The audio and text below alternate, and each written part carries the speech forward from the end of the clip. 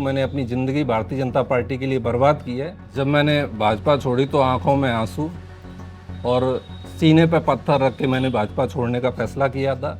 मैं भाजपा को गिराने के लिए, भाजपा को दबाने के लिए, भाजपा को ख़त्म करने के लिए अपनी ज़िंदगी, अपने शरीर का एक एक कतरा भी लगा दूं, खून की एक एक बूंद भी लगा दूं। मैंने जनता के लिए खून बहाया, पसीना बहाया, जनता के लिए जेल गया। ऐसा कोई माई का लाल हो जो कह दे कि मैं जनता के लिए आंदोलन करके जेल गया हूं, जरा बताएं।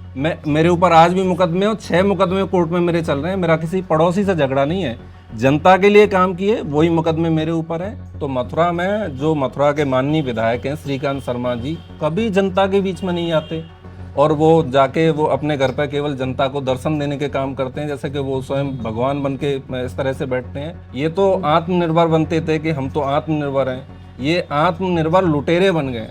इन्होंने भगवान राम का नाम लेकर भगवान राम का धन और माता जानकी के जेवर चुराने का काम भारतीय जनता पार्टी ने किया।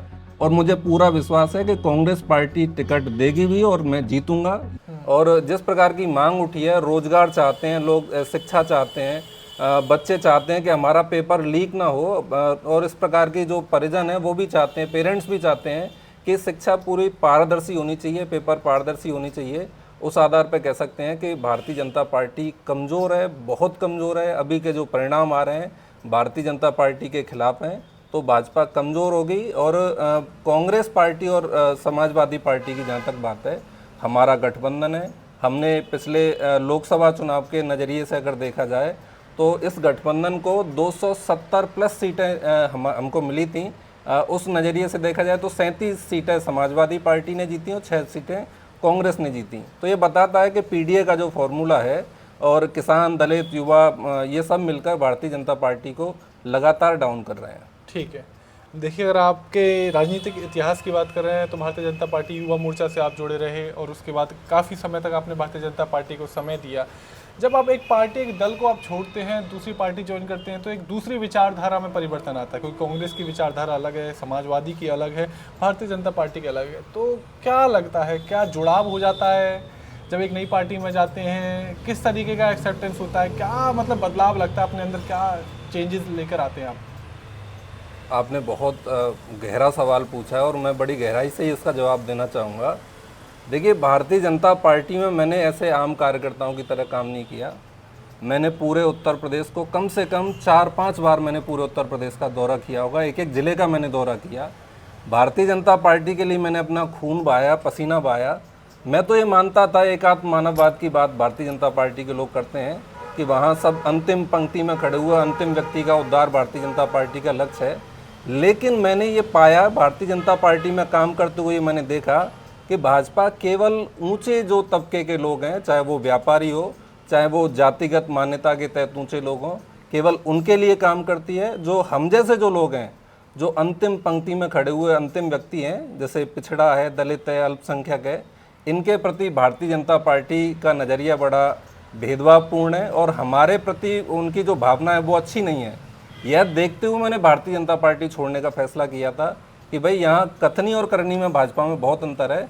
तो उसके बाद ये जो मैंने कांग्रेस में आकर जो समझा, कांग्रेस एक जो कांग्रेस की विचारधारा है, समन्वयवादी विचार है। कांग्रेस सबको न्याय देने की बात करती है। यहाँ जाति धर्म के नाम पर कोई इस तरह की बात नहीं है। यहाँ लोग कहते हैं सब जाति समान, सब जाति महान, इस तरह का सिद्धांत कांग्रेस का है। कांग्रेस लोकतंत्रवादी और संविधानवादी सोच कांग्रेस पार्टी रखती है। तो इसलिए कांग्रेस पार्टी में मैंने जाना उचित समझा। और सबसे बड़ी बात, मैं कांग्रेस पार्टी में चुनाव लड़ने के लिए नहीं आया था। लगभग मुझे 5 साल होने को हैं कांग्रेस पार्टी में। मैं भारतीय जनता पार्टी की सत्ता होते हुए भी भाजपा को छोड़ के कांग्रेस में आया, क्योंकि कांग्रेस के विचार अच्छे हैं। कांग्रेस ने देश के लिए बहुत कुछ किया है। जब भाजपा की बात करते हैं तो भाजपा का इतिहास है कि उनका देश के लिए कोई योगदान उनका नहीं रहा। आरएसएस का योगदान देश के लिए कोई नहीं रहा। तो ये इस सब चीज़ों को देख के मैं कांग्रेस में आया। जब मतलब लंबा समय आपने भारतीय जनता पार्टी को दिया, जब छोड़ने का निर्णय लिया तो किस तरीके का मन में कोई ठेस थी, कुछ लगा, या पार्टी ने आपको कहा कि आप पार्टी क्यों छोड़ रहे हैं, आपको कोई सीट या कोई पद देने की कोशिश करी हो, चेष्टा करी हो, या जब आप कांग्रेस पार्टी में लेकर आए तो फिर दोबारा से आपको वापसी के लिए, क्योंकि आपने लंबे समय तक काम किया, नेतृत्व भी किया, जो भी आपको जिम्मेदारी सौंपी वो निभाई आपने, तो अभी 2027 में लग रहा हो कि पार्टी की तरफ से कोई बुलावा आ रहा हो? जब मैंने भाजपा छोड़ी तो आंखों में आंसू और सीने पे पत्थर रख के मैंने भाजपा छोड़ने का फैसला किया था। लेकिन मैंने ये तय करके फैसला किया था कि मैं जितना कुछ कर सकता हूँ, क्योंकि भाजपा को मैं अच्छी तरह समझ चुका हूँ, मैंने अपनी ज़िंदगी भारतीय जनता पार्टी के लिए बर्बाद की है। मैं भाजपा को गिराने के लिए, भाजपा को दबाने के लिए, भाजपा को ख़त्म करने के लिए अपनी ज़िंदगी, अपने शरीर का एक एक कतरा भी लगा दूं, खून की एक एक बूंद भी लगा दूं, तब भी मैं भाजपा में जाने वाला नहीं। इसके लिए भाजपा के बहुत वरिष्ठ लोगों ने, मैं नाम तो नहीं लेना चाहूँगा, लेकिन राष्ट्रीय स्तर तक के नेताओं ने प्रयास कर लिया कि मैं वापस आऊँ, लेकिन मैं अपने माथे पर गद्दारी का तमगा नहीं लगाऊंगा। प्रियंका गांधी, जब भारतीय जनता पार्टी के लोगों ने मेरे ऊपर झूठे मुकदमे लगाए, मुझे जेल में डालने की कोशिश की, सारे ये सब काम किए, तब प्रियंका गांधी जी ने मुझे सहारा दिया। उन्होंने मुझे एक मंच दिया, उन्होंने मुझे एक ये साथ दिया कि मैं एक मंच पर लाके अपनी आवाज़ उठाऊं, अपनी बात रखूं। तो मैं प्रियंका गांधी जी के साथ गद्दारी नहीं कर सकता हूं, ये तय है। और ये चीज़ आप नोट भी रखना, मैं चाहे कुछ रहूं ना रहूं, लेकिन मैं कांग्रेस के लिए समर्पित हूं, समर्पित भाव से 5 साल से काम कर रहा हूं, आगे भी समर्पित भाव से काम करूंगा। जिस तरीके से आप काम कर रहे हैं, आपके एक लंबे बड़े समर्थक हैं, आपसे जुड़े हुए लोग हैं, और कहा जाता है कि जब आप कांग्रेस में आए तो आपके समर्थक भी लंबे, जब प्रदेश अध्यक्ष आए और उन्होंने आपको सदस्यता दिलवाई कांग्रेस पार्टी की, तो क्या लगता है लोगों ने, आपके जो पहचान वाले हैं, जो आपके शुभ चिंतक हैं, कि आप भरी थाली में लात मार रहे हैं भाई, सत्ता में, चाहे राज्य की बात करें चाहे केंद्र की बात करें, सत्ता में है भारतीय जनता पार्टी और आप भरी थाली में लात मार रहे हैं, तो कहीं ना कहीं नुकसान होगा, आर्थिक रूप से हो सकता है, या जो समर्थक हैं जो बड़े, जो हो सकता है भारतीय जनता पार्टी की वजह से आपसे जुड़े हुए हों, वो टूट गए हों, तो ये बातें उठकर आई, किसी ने समझाया? नहीं, ऐसा कुछ नहीं हुआ। मेरे जो समर्थक थे मेरे साथ आए। हालांकि ये चीज़, बहुत सारे जो समर्थक थे उनका कहना यही था कि भाई सत्ताधारी दल को छोड़ना उचित निर्णय नहीं है। ये बात सामने आई, बहुत लोगों ने कहा, लेकिन मैं एक स्वाभिमानी आदमी हूँ, मैं स्वाभिमान से समझौता नहीं कर सकता। मैं जब चीज़ों को जान चुका हूँ, समझ चुका हूँ, चाहे वो सत्ता रहे या विपक्ष रहे, मुझे इससे कोई फर्क नहीं पड़ता। गलत चीज़ का विरोध करना ही एक सही राजनीतिक का काम होता है। तो मैंने वही फैसला लिया। और रही बात मेरे लोगों की, तो लोकसभा चुनाव 2024 में मेरे गांव में 4 बूथ हैं, और मैं कांग्रेस के सभी नेताओं से कहना चाहूँगा, अपने बूथ का रिजल्ट दिखाएं। मेरे गांव दामोदरपुरा में 4 के 4 बूथों पर हमने भारतीय जनता पार्टी को हराने का काम किया और कांग्रेस को जिताने का काम किया। ये मेरे समर्थकों के कारण हुआ। और कितने लोग ऐसे हैं वो अपना जाने, लेकिन मेरे दामोदरपुरा और औरंगाबाद में भी हमने कई सारे बूथ जीते। तो ये बताता है कि मेरे जो समर्थक हैं, मेरे जो लोग हैं, वो मेरे साथ थे।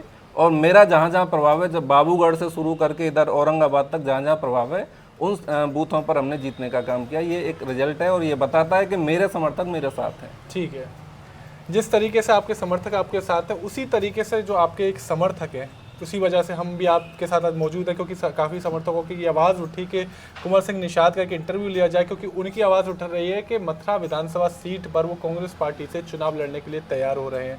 तो क्या लगता है कि अंतिम पंक्ति के अंतिम व्यक्ति को कांग्रेस पार्टी भी मथुरा विधानसभा की सीट पर प्रत्याशी के तौर पर देख सकती है, उनको सीट दे सकती है, और क्या आप इस चुनाव को लड़ने के लिए तैयार हैं? देखिए, मैं पूरी तरह से तैयार हूँ, और मैं इस बात पर तैयार हूँ क्योंकि मैं केवल टिकट मांग रहा हूँ ऐसा नहीं है। मैंने जनता के लिए काम किया है, मैंने जनता के लिए खून बहाया, पसीना बहाया, जनता के लिए जेल गया। ऐसा कोई माई का लाल हो जो कह दे कि मैं जनता के लिए आंदोलन करके जेल गया हूँ। जरा बताएं कितने लोग टिकट मांगने वाले हैं? कांग्रेस नहीं, सारी पार्टियों में निकल के आए और वो बताएं कि उन्होंने जनता के लिए क्या किया, वो जेल कितनी बार गए, कितने मुकदमे। मेरे ऊपर आज भी मुकदमे और 6 मुकदमे कोर्ट में मेरे चल रहे हैं। मेरा किसी पड़ोसी से झगड़ा नहीं है, जनता के लिए काम किए, वही मुकदमे मेरे ऊपर हैं।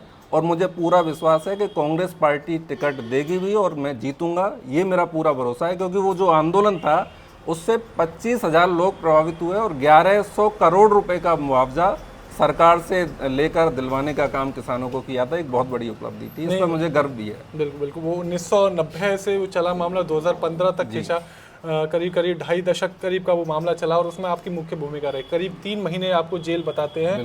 तो जब जेल रहे और जेल से निकल कर आए, तो क्या लगा कि किस तरीके का, आपको जब पता चला कि इस तरीके का सरकार के द्वारा मुआवजा दिया गया है, किसानों को संतुष्टि मिली है, वो सेटिस्फाइड हुए इस मुआवजे से, तो आपको उसका कितना क्रेडिट मिला? देखिए, मैंने बताया ना कि अभी जो लोकसभा चुनाव में जो परिणाम आए, हालांकि हम लोकसभा चुनाव हार गए, लेकिन मेरे एरिया में कांग्रेस पार्टी जीती, ये उसका परिणाम है। और मैं तो धन्यवाद देना चाहूँगा उस समय अखिलेश यादव जी की सरकार थी, हम सरकार से टकराए, वो सरकार को जो करना था सरकार ने किया, लेकिन अखिलेश यादव जी ने मुआवजा दिया। तो इसका जो थोड़ा जो क्रेडिट है वो अखिलेश यादव जी को भी जाता है कि उन्होंने बड़े दिल के साथ, उनकी सरकार के खिलाफ हमने आंदोलन किया, एक बड़ा आंदोलन था, उसके बावजूद भी उन्होंने मुआवजा रिलीज़ किया, इसके लिए वो भी धन्यवाद के पात्र हैं। जी, देखिए मथुरा की बात करें, मथुरा एक मुख्य भूमिका निभाने वाली है। अगर भारतीय जनता पार्टी की बात करें तो गढ़ बात आती है। राम जन्मभूमि पर 2024 का चुनाव जीते हैं, 2027 का चुनाव, कृष्ण जन्मभूमि बहुत बड़ा मुद्दा है उनके पास। कांग्रेस के पास क्या मुद्दे हैं उसकी बात बाद में करेंगे, लेकिन कांग्रेस के पास कई चेहरे निकल कर आते हैं। प्रदीप माथुर की बात करें, दूसरी तरफ बिट्टू भैया कहते हैं, मुकेश धनगर भी शायद इसी दौड़ में अभी लग रहे हैं, संभवतः नहीं है, वो उन्हीं से जानकारी पता चलेगी कि वो क्या कह रहे हैं। और भी कई सारे चेहरे हैं। समाजवादी पार्टी की बात करें, क्योंकि गठबंधन है, तो अशोक अग्रवाल जी तैयार हो गए, अनिल अग्रवाल हैं, दूसरी तरफ भरत भूषण शर्मा, तो इतने सारे चेहरे हैं। और कुछ चेहरे तो बहुत सीनियर हैं, अब 4 बार के विधायक तो प्रदीप माथुर जी रहे हैं। तो उन सब के को करने के बाद, पीछे करने के बाद कुंवर सिंह निषाद तक कैसे सीट पहुंचेगी, क्या पार्टी के लोग ही फिर आपको समर्थक देंगे, क्या मतलब रहने वाला खेल?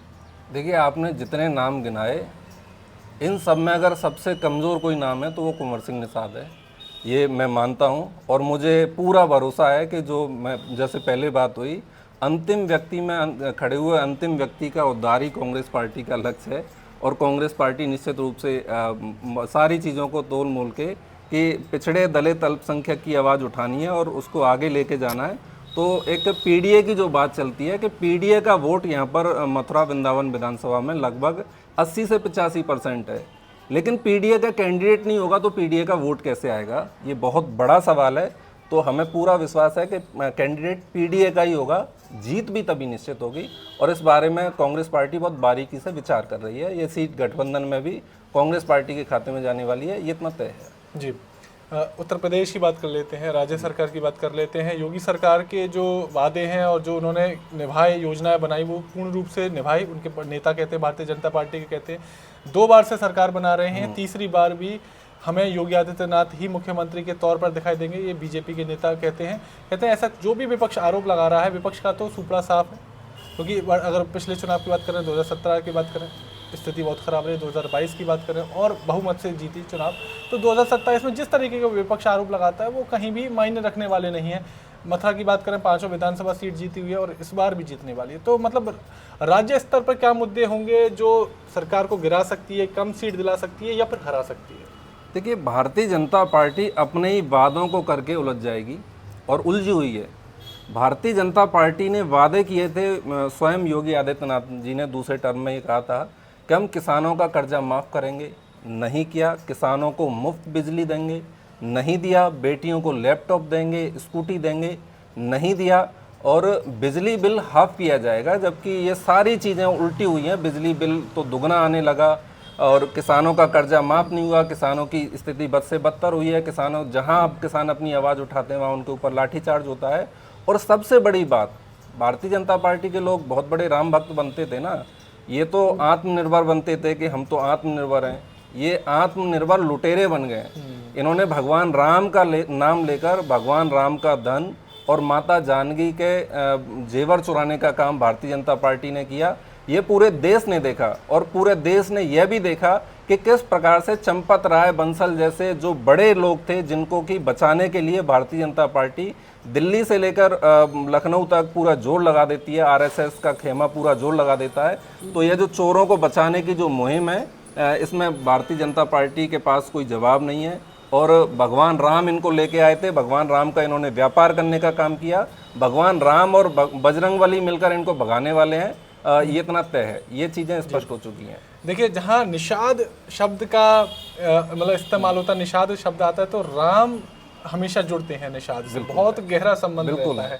तो आप जब राम आपके लिए क्या है, राम मंदिर आपके लिए क्या है?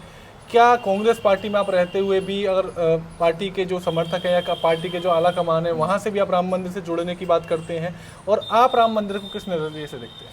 देखिए, जहाँ भगवान राम का आएगा तो भगवान राम के परम सखा, परम मित्र, परम भक्त निषाद राज गो का नाम जरूर आएगा। और इस धरती पर रहने वाला एक एक निषाद पुत्र भगवान राम को अपना आराध्य मानता है। मेरे भी आराध्य भगवान राम है। भगवान राम को व्यापार का साधन नहीं बनने देंगे, भगवान राम को दुकान नहीं बनने देंगे, भगवान राम के मंदिर को आस्था का केंद्र रखा जाए, भगवान राम के मंदिर को न लूटा जाए, ये चीज़ें हमारे दिल में हैं। और कांग्रेस पार्टी तो सबकी बात करती है। हमारे माननीय प्रदेश अध्यक्ष श्री अजय राय जी को डिटेन किया गया जब वो अयोध्या गए। माननीय अजय राय जी ने बड़े स्तर पर इस मुद्दे को उठाया कि भगवान राम के मंदिर में चोरी किया और चोरी करने वालों को जेल में डाला जाए। उन्होंने तो साफ कहा था, अभी 2 दिन पुराना उनका बयान है, उन्होंने कहा कि 3000 लोगों को डिटेक्ट कर लिया जाता है दिल्ली के जंतर मंतर पे कि भाई 3000 लोग ये अपराधी छवि के आए थे इस छात्र आंदोलन में। तो हम पूछना चाहते हैं कि क्या कारण है कि भारतीय जनता पार्टी की सरकार जो राम मंदिर में चोरी करने वाले हैं उन पे अभी तक जांच कर रही है, उनको अभी तक डिटेक्ट नहीं कर पाई है। तो कहीं ना कहीं भारतीय जनता पार्टी की मंशा पर सवाल उठता है। भारतीय जनता पार्टी की जो मंशा है वो पूरी तरह से जनता के सामने एक्सपोज हो चुके हैं। वो भगवान राम को जितना व्यापार कर सकते थे कर चुके हैं, अब इससे ज़्यादा उनकी दाल गलने वाली नहीं है, इतना तय है। ठीक है, मेरा आखिरी सवाल रहेगा आपसे। जिस तरीके से मजबूत मुद्दा रहता है, धर्म का मुद्दा मजबूत रहता है, कृष्ण जन्मभूमि का मुद्दा, बांके बिहारी कॉरिडोर का मुद्दा, संभल की मस्जिद वाला मुद्दा और भी कई सारे ऐसे मुद्दे हैं जो भारतीय जनता पार्टी को जीत दर्ज कराने में उनकी मुख्य भूमिका निभाते हैं, ऐसा उनकी पार्टी और वो दावा करते हैं। तो क्या लगता है कि धर्म कितना बड़ा रोल निभाएगा 2027 में, और अगर धर्म रोल नहीं निभा पाता है तो फिर क्या मुख्य मुद्दे रहेंगे? देखिए, सबसे बड़ा मुद्दा रहेगा रोटी, कपड़ा, मकान, शिक्षा, चिकित्सा, रोजगार। ये सबसे बड़ा मुद्दा रहने वाला है। अब जब हम मथुरा की बात करें तो मथुरा में जो मथुरा के माननीय विधायक हैं श्रीकांत शर्मा जी कभी जनता के बीच में नहीं आते। अभी आधे घंटे की तो छोड़िए, 15 मिनट की अगर बारिश हो जाए तो होली गेट से, दरेसी से, पुराने बस स्टैंड से, नए बस स्टैंड से, BSA कॉलेज रोड से, ये लगभग आधे से ज़्यादा मथुरा शहर तालाब में परिवर्तित हो जाता है। और वो जाके वो अपने घर पर केवल जनता को दर्शन देने के काम करते हैं, जैसे कि वो स्वयं भगवान बन के इस तरह से बैठते हैं। तो मथुरा के जो स्कूलों की स्थिति है, मथुरा के स्कूलों की ज़मीन को घेरा जा रहा है, मथुरा के स्कूलों में शिक्षा की स्थिति बड़ी ख़राब हुई है। मथुरा में अगर देखा जाए तो रोज़गार की स्थिति बड़ी ख़राब है, लोगों को धर्मांध बनाया जा रहा है, लोगों को उस तरफ ले जाया, मतलब भाजपा की अंधभक्ति में डुबाने की कोशिश की जा रही है RSS के लोगों द्वारा। तो इन चीज़ों को लेकर ये बड़े मुद्दे रहने वाले हैं। शिक्षा, चिकित्सा, रोटी, कपड़ा, मकान, ये बड़े मुद्दे रहने वाले हैं। और धर्म का जो चीज़ है, धर्म अपनी जगह पर है, राजनीति अपनी जगह पर है, लेकिन जब तक व्यक्ति को रोजगार नहीं होगा, साधन नहीं होंगे, तब तक ये चीज़ें, धर्म भी होना चाहिए लेकिन तब तक ये चीज़ें बेमतलब है, बेमानी है, क्योंकि भाजपा की कलैया पूरी तरह से खुल चुकी है।